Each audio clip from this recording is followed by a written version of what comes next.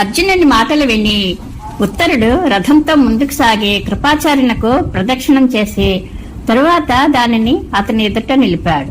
అనంతరం అర్జునుడు తన పేరు చెప్పుకుని పరిచయం చేసుకున్నాడు. దేవదత్త శంఖాన్ని గట్టిగా పూరించాడు. పర్వతాలు పగిలిపోయేంత ధ్వని వచ్చింది. ఆ శంఖధ్వని ఆకాశంలో మారుమ్రోగి పిడుగుపాటులా ప్రతిధ్వనించింది. యుద్ధానికి సిద్ధంగా ఉన్న కృపాచార్యుడు కూడా కోపించి తన శంఖాన్ని గట్టిగా ఊదాడు. ఆ ధ్వని ముల్లోకాలలోనూ వ్యాపించింది.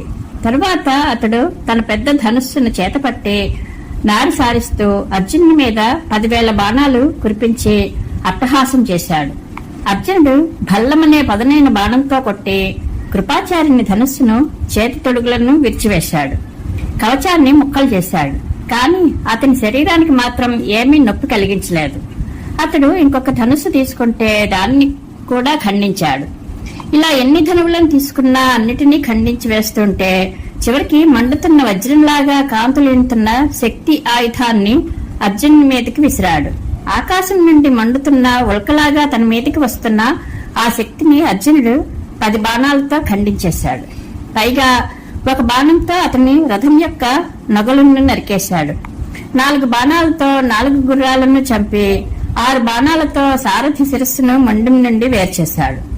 ధనుస్సు, రథం, గుర్రాలు, సారథి కూడా చనిపోవడంతో కృపాచార్యుడు గద తీసుకుని రథం మీద నుండి క్రిందికి దూకి దానిని అర్జునుని మీదకి విసిరాడు.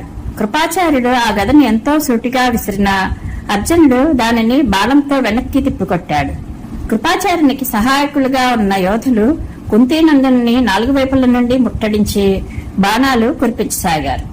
ఇది చూచి ఉత్తరుడు గుర్రాలను వామావర్తంగా తిప్పి యమకం అనే పేరు గల మండలాన్ని సృష్టించి శత్రువుల గమనాన్ని నిరోధించాడు. వారు విరధుడైన కృపాచార్యుని తీసుకుని అర్జునునికి దూరంగా తొలగిపోయారు. కృపాచార్యుడు యుద్ధరంగం నుండి తొలగిపోగానే ఎర్రని గుర్రాలు గల రథాన్ని అధిష్ఠించి ద్రోణాచార్యుడు ధనుర్బాణాలతో అర్జునుని ఎదిరించాడు. ఇద్దరు అస్త్ర విద్యలో పారంగతులే, ధైర్యవంతులు, మహాబలవంతులు. ఇద్దరు యుద్ధాలలో పరాజయం ఎరుగని వారే. ఈ గురు శిష్యులిద్దరూ పరస్పరం తలపడడం చూసి భరతవంశీయుల ఆ మహాసైన్యం వణికిపోసాగింది.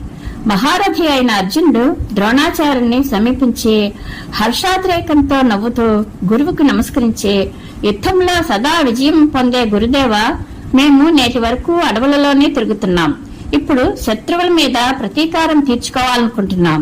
మీరు మా మీద ఆగ్రహించకండి. మీరు నన్ను కొట్టనంత వరకు నేను కూడా మీ మీద అస్త్రాన్ని ప్రయోగించను. ఇది నా నిర్ణయం. కాబట్టి మీరే ముందు నా మీద బాణం వేయండి అన్నాడు. అప్పుడు ఆచార్యుడు అర్జునుని గురి చూసి 21 బాణాలతో కొట్టాడు. అవి ఇంకా చేరుకోనే లేదు. వాటిని అర్జునుడు మధ్యలోనే దించివేశాడు. తరువాత అతడు అర్జునుని రథంపై 1000 బాణాలు కురిపిస్తూ తన హస్తలాఘవాన్ని చూపాడు. అతని తెల్లని గుర్రాలను కూడా గాయపరిచాడు. ఈ రీతిగా ఇద్దరిపై సమాన భావంతోనే బాణాలు కురిపించసాగారు. ఇద్దరు ప్రసిద్ధ వీరులే, తేజోవంతులే. ఇద్దరు వాయు సమాన వేగులే. ఇద్దరు దివ్యాస్త్ర ప్రయోగం తెలిసిన వారే కనుక బాణాల జడివాన కురిపిస్తూ అక్కడి రాజులందరినీ ముగ్ధులను చేశారు.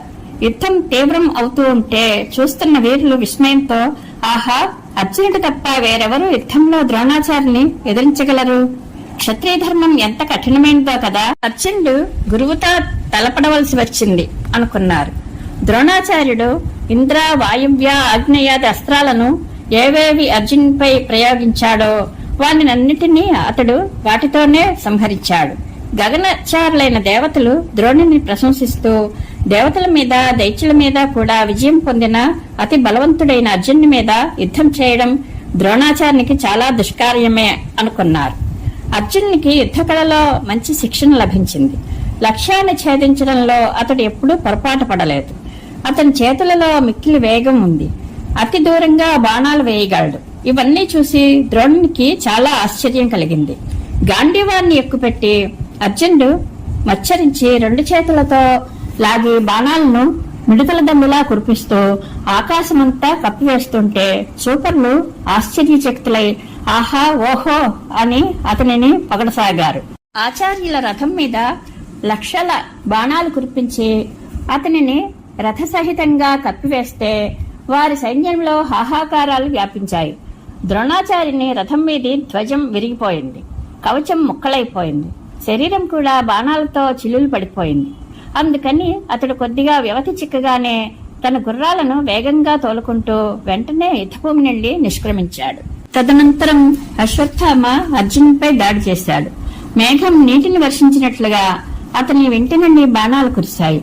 వాయువులాగా ప్రచండమైన వేగం కలిగినప్పటికీ అతనిని అర్జునుడు ఎదుర్కొని నిలువరించి అతని గుర్రాలను తన బాణాలతో మూర్ఛిల్ల చేశాడు.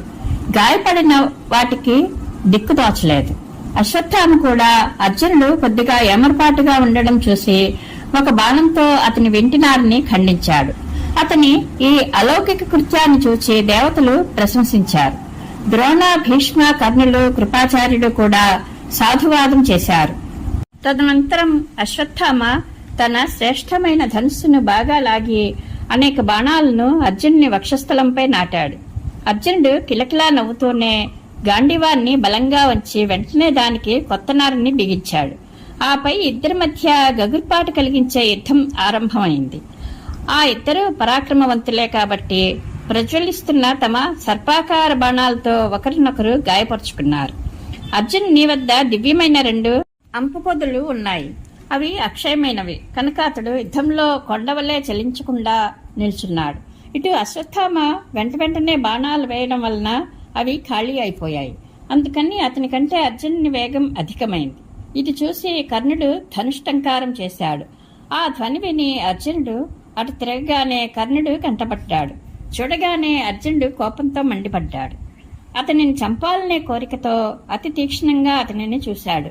అశ్వత్థామను వదిలిపెట్టి వెంటనే అతని మీద దాడి చేశాడు. అతనిని సమీపించి, కర్ణ, యుద్ధంలో నీకు సాటి వచ్చేవారే ఎవరూ లేరని సభలో నీవు పలికిన ప్రగల్భాలను నిజం చేసి చూపించడానికి ఈనాడు నీకు అవకాశం దొరికింది.